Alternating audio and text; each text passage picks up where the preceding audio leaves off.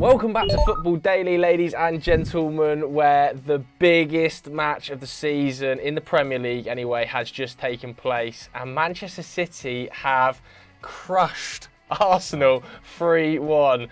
Not a total disgraceful performance from Arsenal, though. And having watched the 90 minutes with you, Mikey, I felt like it was quite a tight game up until half-time. And in second half, it felt like City ran away with it a little bit. Yeah, I mean, I think Arsenal were arguably the better team at half-time, weren't they? I mean, they dominated the ball throughout the game, but, you know, at half-time, they'd had 60% possession. They were pretty comfortable. They'd created far more opportunities than City. I mean, albeit that penalty was pretty pivotal, wasn't it? But 1.44 XG to 0.81 in their favour. They'd had 7 shots to City's 4. I think they grew into the game. I think first 20 minutes there were a lot of loose balls. They were pretty messy, and City looked the better. But I thought their attacking play really switched on. You know, towards the end of the first half, Ødegaard was really dictating things. But then second half, Pep just got everything right. Yeah. And actually, in some ways, Arteta, I don't think you can necessarily pin this on Arteta necessarily, because I think it was just so many individual errors, and maybe he didn't react quick enough after they went behind, or in the kind of minutes up to them going behind. But I mean, obviously Pep set up again with 3 at the back, didn't he? Bernardo Silva playing as a auxiliary left back. Yeah, It's so Pep. It's so Pep. It's ridiculous. And I mean, you know, on another day, maybe that would have backfired. But actually, I thought Bernardo was really good at keeping Saka quiet. I mean, he probably should have got a yellow card a little bit earlier in the game, but he was pretty good at keeping Saka quiet in the first half. And I think if he doesn't do that, then I think Arsenal could have run riot. But in the second half, and specifically on 61 minutes, that substitution, Akanji comes on for Mahrez, who'd been fairly ineffectual. They move back to that back 4 with Ake at left back. Bernardo then pushes high on the right. And City are just penning in Game Arsenal. It's pretty mad. I mean, between 61 minutes and 82 minutes, which is when those 2 goals were scored, well, from Akanji coming on to when those 2 goals were scored, they had only 30% possession, but they were so in control, and they were so happy for Arsenal just to make mistakes at the back. I mean, in some ways, maybe Pep saw Gabriel's awful defending for what could have been a penalty, bringing Haaland down. Luckily for him, Haaland was offside, but I feel like he may have seen that and been like, this is a weakness we can exploit, the left side of the Arsenal defence. And, you know, 2 minutes before they go ahead, Bernardo is the quickest to react when Zinchenko is dithering on the edge of the area, and, you know, luckily for them, the ball into Haaland isn't good enough. 3 minutes later, Gabriel gives the ball away to Bernardo, puts Haaland through, then to Gundogan, then to Grealish. Bit of a lucky deflection for the strike, which, you know, it takes it past Ramsdale. But that is, you know, the defining moment of the game. And it comes from just exploiting that weakness at the left in the Arsenal defence. And I think that is where the game was lost for Arsenal. I mean, you'll get onto it in a bit, but just I don't think anyone in that defence really had a good game. I mean, I think Saliba didn't necessarily have a bad game, but everyone else had a pretty bad game. And from then on, City were just completely in control. Haaland looked like a way more physical threat in the second half as well. De Bruyne as well, I thought, had his best game in a while. Obviously, so amazing finish. We haven't even talked about that in the first half to open the scoring. Again, Tomiyasu, a mistake from him. He was full of mistakes all game. But yeah, I think that was it. City were just so good at exploiting those mistakes. And Arsenal just, their decision-making just wasn't good enough in the final third. But yeah, what would you say, like, from an Arsenal standpoint? Yeah, it was an interesting one, because it was pitted pre-game, wasn't it? Pep versus Arteta, the master versus the apprentice, and it felt a little bit at the end of the game like Pep Guardiola kind of just give him a little pat on the head and go, there you go, son. A little lesson there in how to change things in-game and how I can affect moments in matches with substitutions. You talked about that substitution being absolutely vital, but I actually thought they controlled the off-the-ball spaces incredibly well, Manchester City, throughout the game. I think from the 28th minute up to the 83rd minute, in terms of non-penalty expected goals, so obviously Nketiah scored the penalty, Nketiah had the penalty in that space, Arsenal created 0.00 XG.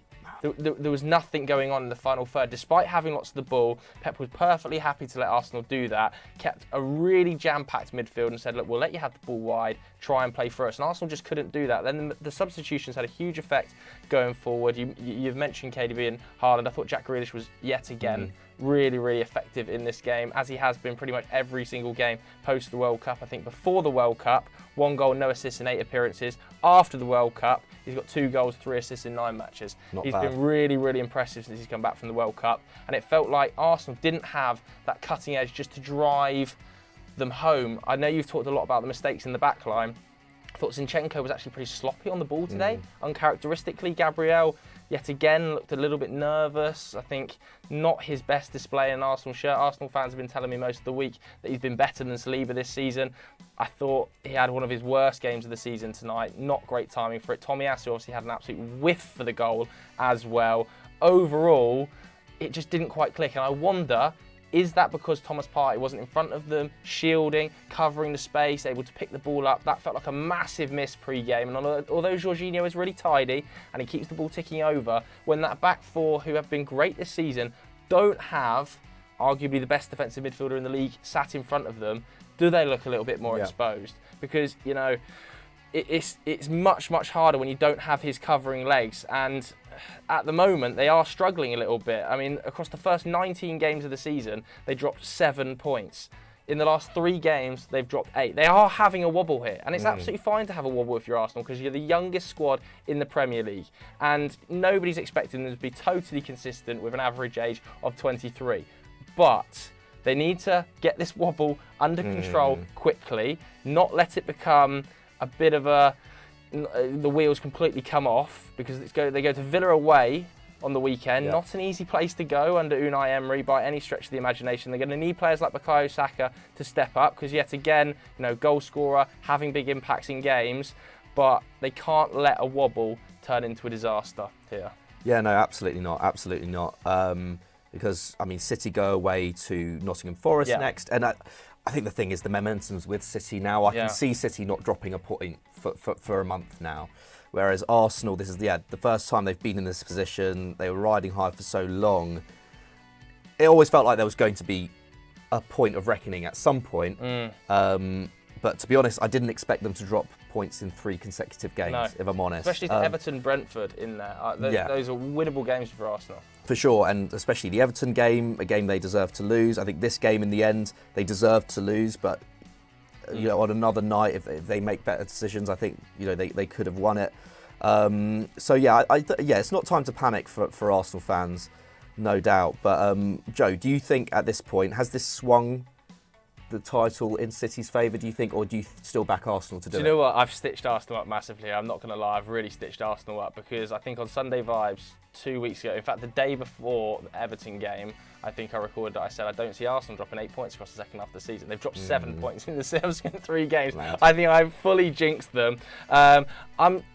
It's so difficult, isn't it? Because after watching that game, the imperious nature and the composure and the experience you see in that Manchester City side from players like Rodri picking the ball up in midfield, you know, even Haaland at his young age chucking Saliba about, chucking Gabriel about, who was extremely lucky not to give away a penalty as well, by the way. If he hadn't have been offside, it was a definite penalty. It would worry me if I was an Arsenal fan in a big way. It really would. But I'm still going to back them. Do you know what? I'm still going to back them. You know, Gary Neville must be sat there extremely smug right now, is what I'm going to say. What about you? Yeah, it's really tough, isn't it? I feel like the logical answer would be City here, just because they've got, you know, they're 10 goals better off goal difference wise now, which is a big amount to make up. And yeah, I was backing Arsenal up until this point, but this game just felt like a bit of a momentum changer.